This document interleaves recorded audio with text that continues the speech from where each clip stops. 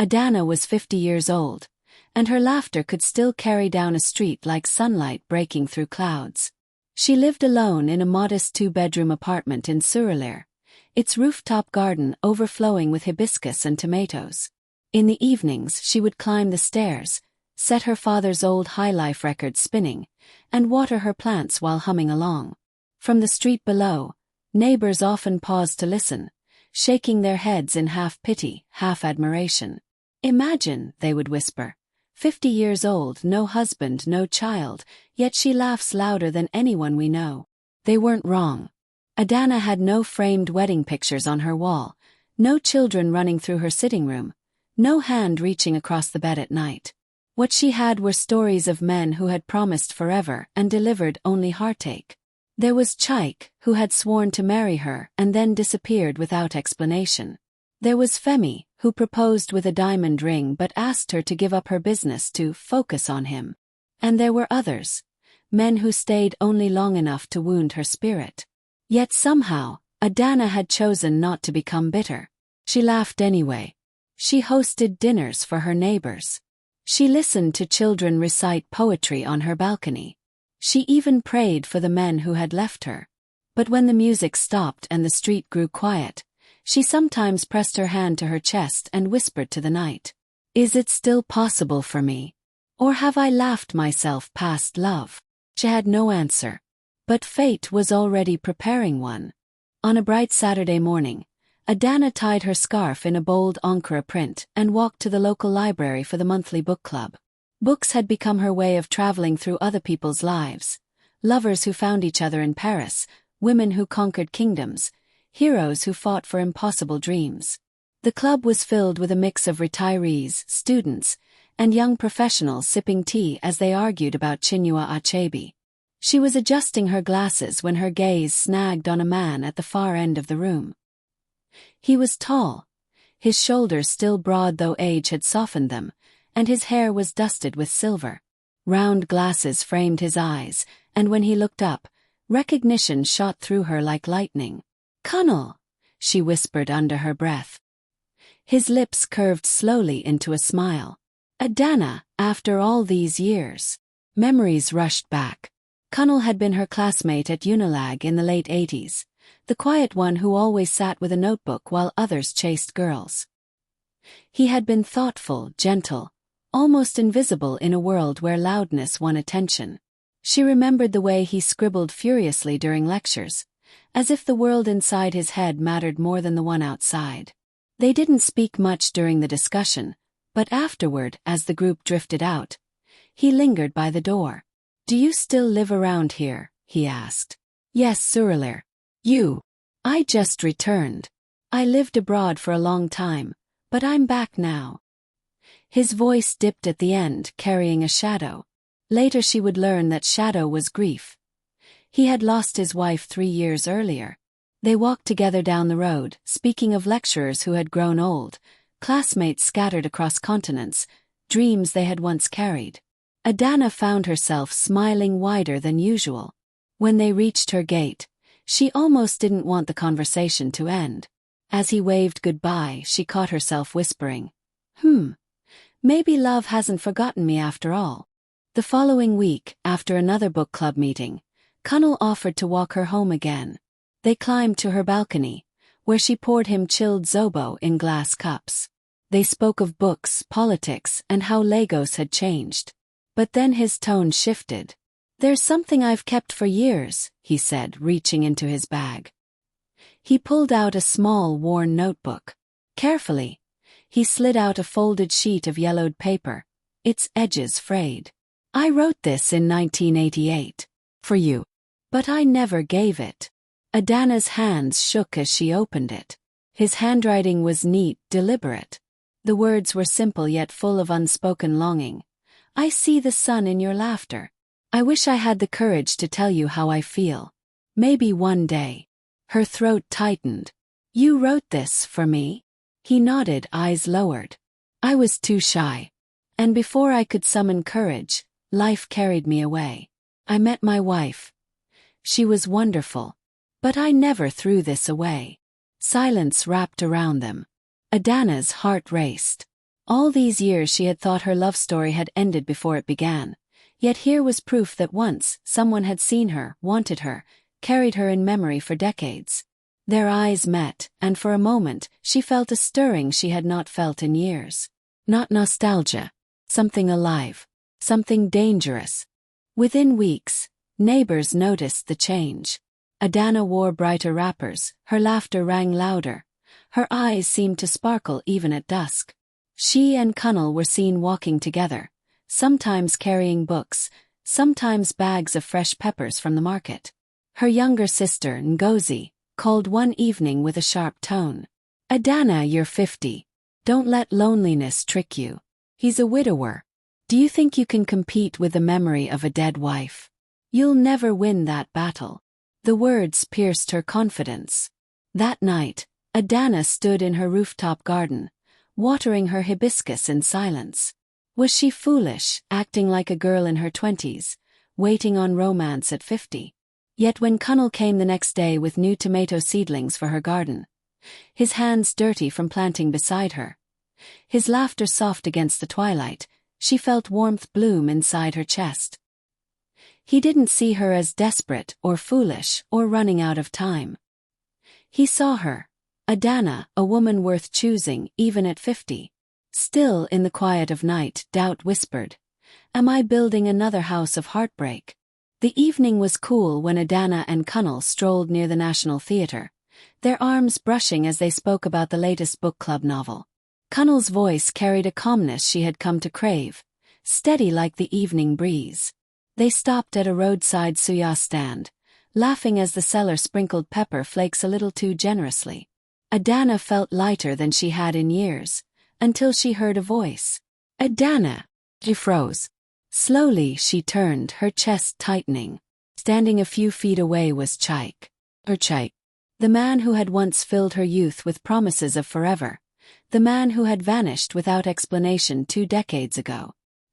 His hair was silver now, his skin lined with time, but his smile, that smile, had not changed. Kunnel looked at him with quiet suspicion, but Chaik's eyes never left her. "I can't believe it's you," he whispered. "I've searched everywhere." Adana's throat went dry. Memories slammed into her. Nights of whispered dreams, mornings of stolen kisses, then silence. The silence that broke her. Kunnel placed a protective hand at the small of her back, and in that moment she realized her world had shifted. The ghost of her past stood before her, and the fragile hope of her present stood beside her. Which way would her heart turn? That night she lay awake, unable to sleep. Kunnel had texted good night with a heartwarming simplicity, but her mind replayed Chaik's voice over and over. What if? The question gnawed at her like an old wound reopened. Chaik did not disappear this time. He appeared at her gate with flowers the next morning, his tone soft, his eyes pleading. He apologized for the years of silence. Family pressure, fear, cowardice. He gave reasons, though none truly justified the pain. "But Adana," he said, voice trembling, "I never stopped loving you. Give me another chance." Her heart twisted. She remembered the girl who once dreamed of being his wife. She remembered how his absence had crushed her spirit for years. Could love really return after being abandoned so cruelly? Kunnel noticed her distraction. One evening on her balcony, as the sun dipped, he spoke gently. "I know he has history with you. I know memories can be powerful. But Adana, hear me. I love you not in memory, not in regret, but in the present. I love who you are now, scars and all."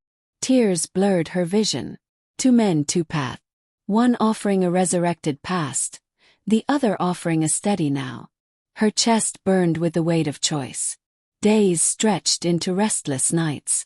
She would stand in her garden, staring at the hibiscus flowers as if they held answers. Was she foolish to believe she deserved a love that was both tender and true? Or would choosing wrongly at 50 cost her the little time she had left for happiness? The rain arrived like Lagos drums, loud, layered, insistent. Wind rattled Adana's balcony, toppling a clay pot. She grabbed a wrapper and rushed outside, heart thudding as the hibiscus bent dangerously. Before she could lift it, Footsteps pounded up the stairs. Connell burst through the door, soaked to the skin, clutching the broken pot's rim like a shield. "I saw the storm from the junction," he panted. "Couldn't sit still." They knelt together in the wet, scooping soil with bare hands. Mud streaked their fingers. Rain threaded their lashes. Connell cupped the plant's roots, gentle as a prayer. "Easy, easy," he murmured, as if the flower could hear. When they'd cradled the hibiscus into a plastic basin, they sat on the floor, backs against the wall, breathing hard while thunder rolled away. Adana looked at him. Shirt plastered to his chest, glasses fogged, a leaf stuck to his hair, and something inside her clicked into place. Grand gestures had dazzled her before. This was different. It was presence. It was a man who ran through rain for the small things she loved. Her phone vibrated. "Chaik, I'm outside. Please, 5 minutes." She stood steady now. "Wait for me?" she asked. Connell nodded, eyes searching hers, but he didn't ask for explanations. Adana found Chaik at the gate under a dripping umbrella. He looked older in the rain, handsome still, but distant, like a photograph left in the sun. "I came to say what I couldn't say then," he began. "My family pushed, I panicked. I kept thinking I would come back when I was worthy. And all those years," she said quietly, "what did you think I was doing, pausing my life like a song?" He swallowed. "I'm asking for another chance." She felt the old ache rise, then pass like a wave that doesn't reach the shore. "Once, I would have married you at a whisper," she said. "But the girl who waited is gone. I'm a woman now. I do not audition for memory." His jaw tightened. "So that man upstairs, he replaces me?" "No one replaces anyone," Adana said. "We choose. Today I choose peace." She returned to the stairwell lighter, the rain suddenly softer. Connell stood where she'd left him, holding 2 steaming mugs he'd somehow coaxed from her tiny kitchen. "How did it go?" he asked. "I closed a door," she said, taking a sip, "and opened a window." He smiled, relief flickering like light. They repotted the hibiscus together, pressing soil firm, their hands touching in quiet, ordinary vows. When the rain finally thinned, Lagos smelled like new beginnings. Adana lifted the basin to the sill. The flower trembled, then stilled. Upright, rescued, ready to bloom again. Sunday came bright and wind-kissed. In Adana's living room, Mama Beezy from downstairs tied her gelly high enough to challenge heaven. "Turn," she ordered, fingers flying. "If love comes at 50, we dress like queens at 20. They laughed until their eyes watered, and the laughter felt like a blessing. At the small church in Surulere, the choir warmed the room with a soft chorus. There were no chandeliers, only sunlight pooling through stained glass and a row of neighbors clutching hand fans. Connell waited at the altar in a simple suit. His round glasses polished, a nervous dimple in his cheek. When the doors opened and Adana stepped in, lace wrapper shimmering, head high, smile wide. He took in a breath that didn't quite make it out. They met in the middle, fingers threading, hush falling around them. The pastor smiled. "Some loves arrive like rainstorms," he said. "Some arrive like morning. Both water the earth." Vows were short, honest, almost shy. "I promise to show up," Connell said, voice rough.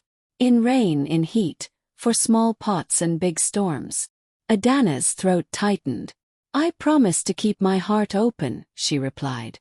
"To laugh with you, to fight fair, to plant and replant as many times as love requires." "Amen," someone whispered. When the ring slid into place, her laughter rang, rich, fearless. And then a shadow moved at the back. Chaik stood by the door, half hidden, hands folded. For a heartbeat, the room narrowed to a pinpoint. She remembered the girl on a bus bench, braiding tomorrows with him. She remembered the years he did not come. Adana held his gaze and offered a small, gentle nod. Not invitation, not triumph, just a clean goodbye. Then she turned fully to the man beside her. The pastor declared them joined, and applause rose like birds. Afterward they didn't book a hall. They climbed the familiar stairs to the rooftop. Portable speaker hummed highlife. plates of jollof suya. Puff Puff lined a table borrowed from 3 apartments. Children weaved between adults. Mama Beezy commanded the dance floor like royalty. Kunnel spun a dana, clumsy and perfect, while Lego spread below them. Yellow buses, tin roofs, the honest sky. Near the railing, the rescued hibiscus lifted its face to the wind. Adana touched a petal, then Kunnel's sleeve. "See," she whispered. "It likes the view." "So do I," he answered. Evening folded itself into gold. They danced until the light thinned and the city's first stars pricked through. Love hadn't arrived late after all. It had arrived right on Lagos time. After traffic, through weather, exactly when 2 people were ready to receive it. And on that rooftop, laughing into the wind, Adana bloomed. Still open, still radiant, still loved.